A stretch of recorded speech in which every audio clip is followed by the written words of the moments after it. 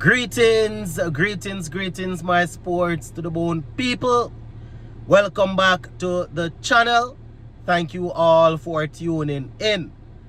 I can just imagine the West Indies supporters, they are probably boiling right now, not feeling too good about what happened earlier today. Gonna be walking you through the scorecard. West Indies, they were crushed by Ireland in the first ODI game of the series. It was a heavy defeat, my people. Heavy one. Let's give a listening ear as I work my way through the scorecard and let me know your thoughts, especially if you were able to watch the game in its entirety. Alright, my viewers and subscribers. So 5:45 this morning, around about 5:50 thereabout, West Indies and Ireland took to the field. West Indies won the toss, decided to bowl first. Well, they were able to restrict Ireland to 303 for 6. 303 for 6 or 50 overs. In the grand scheme of things, in a 50 over game, 303 is not the worst in the world. You understand? I mean, we weren't even able to take wickets when Ireland, when they were being cautious. It was in the back end when they started to try to go at the bowling. That's when we were able to pick up a few wickets. But we're going to talk about it. 303 is what we got to chase. And West Indies, they were bowled out for 179. 179 in 34.1 overs. Yes. Let's go through it, my viewers and subscribers. Now, usually when I'm doing these type of videos, I like to be able to give you full details, you understand, analysis of how everything go down. But obviously, this is in the daytime, right? I was only able to see bits and pieces of it. I saw some of our bowling, saw some of our batting, you understand, and then I had to go do a class, come back, watch a piece, do a class, come back, you know. I didn't get a chance to see much, so I can't really talk about how we bowled or how we batted. What I saw with the bowling in the back end, I saw some very untidy bowling. Obviously, we didn't pick up any wickets, a lot of wickets in the early stages, but they weren't scoring very fast. Ireland is not like they were scoring quickly. So you could say that, boy, even though they weren't losing wickets, it's not like they were milking us badly. You understand? Usually, if you are not losing wickets, you could be doing more damage. You understand? So in the grand scheme of things, 303, I think coming off the field, the bowlers would be saying to the batters, 303, go and chase it. You understand? But first things first, let's say shout out to Andrew Balburney. He scored 112 off 138. He had 9 fours and 4 sixes for Ireland. Right, Paul Sterling, the captain, 54 off 64 balls, 6 fours and 2 sixes. They put together 109 before they lost the first wicket, my people. 109. Right, after that we saw Carmichael going for 16. Harry Tector, he looked good. He stayed at the crease for a long time, scored 56 from 51.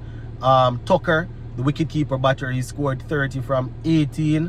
Right, so those were the main contributor as Ireland pile on the 303. Now, bowling for the West Indies team, Matthew Forde, he bowled 10 overs, picked up 3 for 68.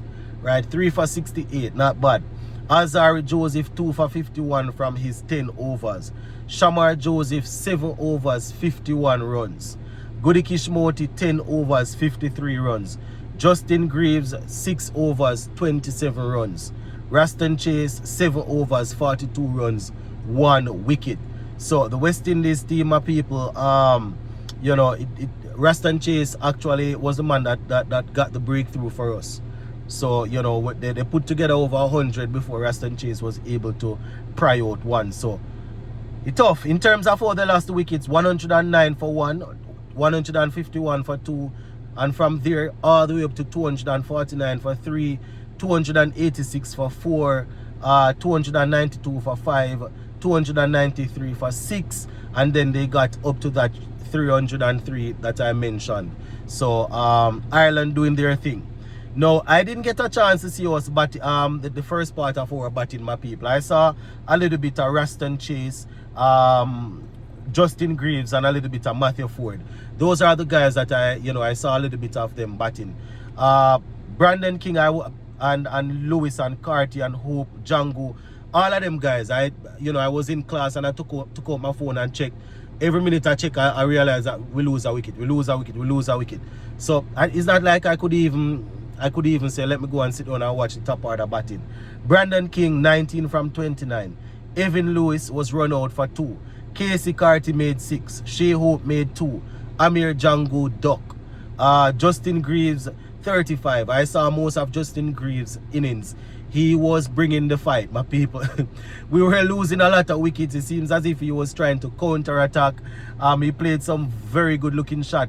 In that 35, he scored 7 fours, right? Strike rate of 206. 7 fours in that knock.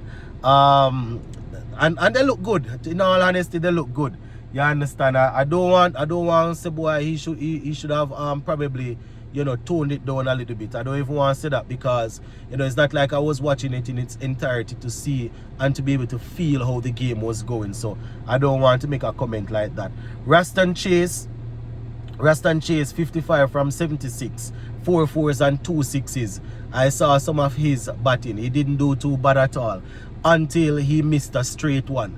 Right? He went played a forward defensive shot and missed a straight one. Ball turned a little bit and bowled him all over the place. So Raston Chase was removed by Dockrell, right? 55. Matthew Ford, 38 from 48. 4 fours and 1 6. Alzari Joseph didn't worry to trouble the score. Moti 8. Shamar Joseph was left not out without scoring. So West Indies bundled out for 179 in 34.1 overs. Right? In terms of how we lost the wickets, 3 for 1.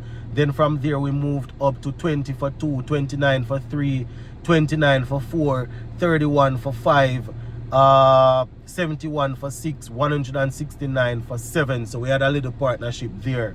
Right, we saw Raston Chase and Ford doing their thing. 171 for 8, 179 for 9, and then we were bowled out for that same 179. Let's take a look at Ireland's bowling.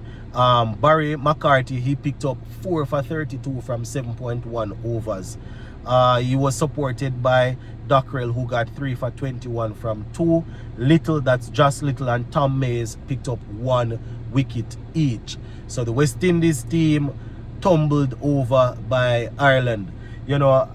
I tell my people, whenever we're going into a series, I hear, the coach and the captain, they love to come and talk about them not taking any team for granted. I don't think that our cricket is at a place where we should be saying those things anymore.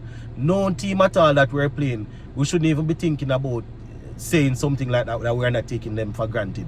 We're not good enough to be saying that. They are ranked at number 12 and we're ranked at number 9. We rank above them, yes, but we're not good. We're not that good to be talking about we're not taking any team for granted. We're not that good. I tell you, but it's rough. I'm going to leave you right there, some of my people. I just wanted to give you the scorecard. Right now, I am hoping that that's the worst that my day can get. Manchester United, they are in the final with Tottenham, about to start in 10 minutes time. So we're going to leave this one right here. Go and watch that, but I tell you, me can't salt so if you see such a heavy defeat to West Indies and then lose a final to Tottenham. Me can't salt so. Big up.